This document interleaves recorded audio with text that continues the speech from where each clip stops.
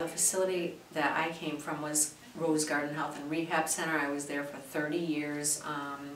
I was housekeeping for 18, then I took the role of receptionist, and then at the end the state hired me to do schedules and payroll.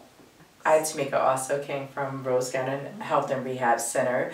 I was there for 19 years, started out as CNA there, went to receptionist, and then to medical records. I was there for 19 years. It was a sad time.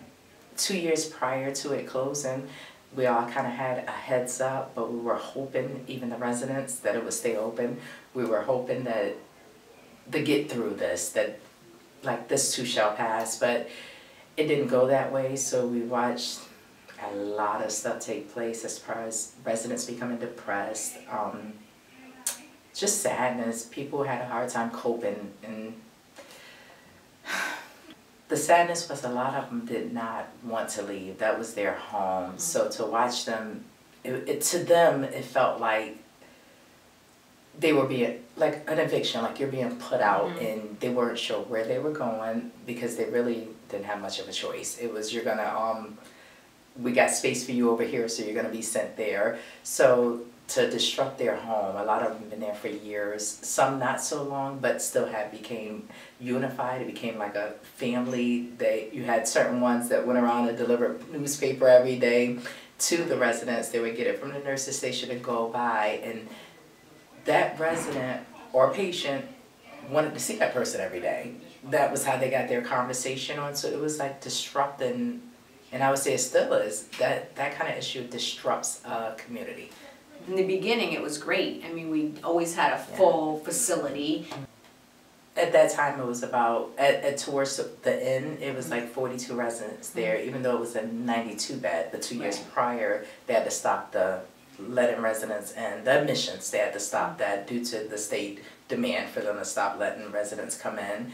What, you said 40, maybe 42? Yeah, it was like 42. All young patients. Probably I would say 50 to 70 maybe. Yeah, they weren't really too old, like above 70. Yeah. Yeah, I'm going to say those was gone the long there might have time. been a couple under 50 too. Like, remember a couple of the young ones in their 20s? Oh, yeah, we did get some in their 20s too. That was with the mental illness, because Rose Garden at that time did not have a restriction on. Right, we just, they were welcoming them into the facility, but they were very young. We I did. mean, in their 20s, we had and a I was 20-year-old, two 20-year-olds. Now I'm thinking about it, and they kind of shocked me. Yeah, because I was shocked too, like to see that they were so young and they needed such help, you know.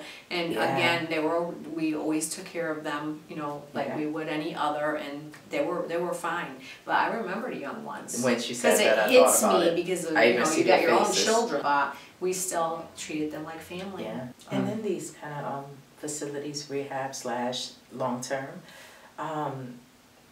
you become like a family to them. They look forward to seeing you. They do. They get excited. You look forward to seeing them, and a lot of them don't have a lot of family. No. I mean, they don't. We're kind of like their family. I know the ones when we worked at Rose Garden, they didn't have any family. We were like the only ones, so it's like separating from your family. It was tough. Yeah, I saw one resident when I went to see my mother-in-law at another convalescent / rehab center, and when I walked in the door, this was 2 weeks ago, walked in the door, I didn't even see her at first. She saw me, and she just, Tamika, and tears are streaming down her face, and I'm hugging her, and she's like, I miss you, where you been? So now, sad.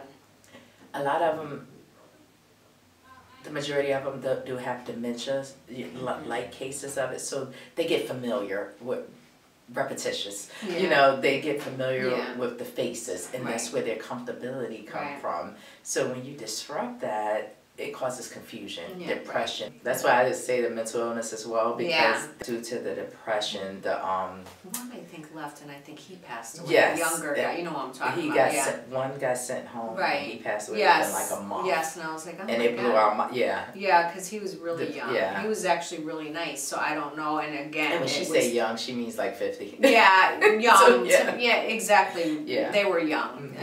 I hear they're all elderly. So you know, it's young. But like 7 deaths. That's why I started saying it. Out of 42, about 7 deaths. good Lord, I want to say like 10 people that just traumatized. Yeah. So you have maybe 20 that probably went out without an argument. Right. And the lady I saw was one, but I didn't know how she felt until I just saw her recently. And she, to me, you know, was okay. Yeah, Good. Look at me dead in my face. Oh my God. I miss my home so much. Where you been? And I'm, oh my goodness. I always think of a couple of them myself, and I don't know if it's the same one, but yeah, and it's sad. Like, I always wanted to go visit them to see where they were, see if they were okay, and maybe, you know, let them know we were okay, you know. We begin to get drug addicts that the were trying to become clean.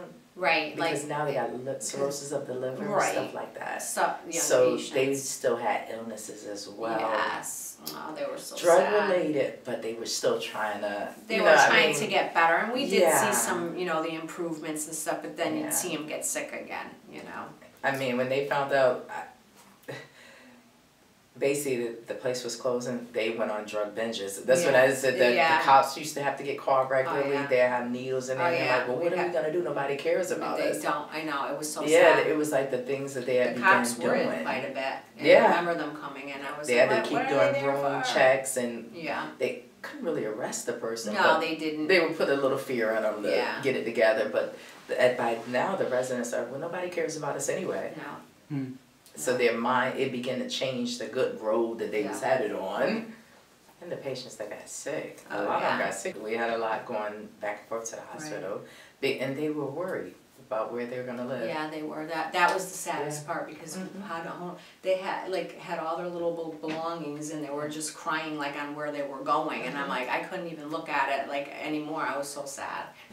I mean, it hurts you as well. It breaks you down from the inside out, because you really, it's not much you can say to comfort them except hope that they believe that it's going to be okay. That's the only thing you go, and you hoping it's okay for them.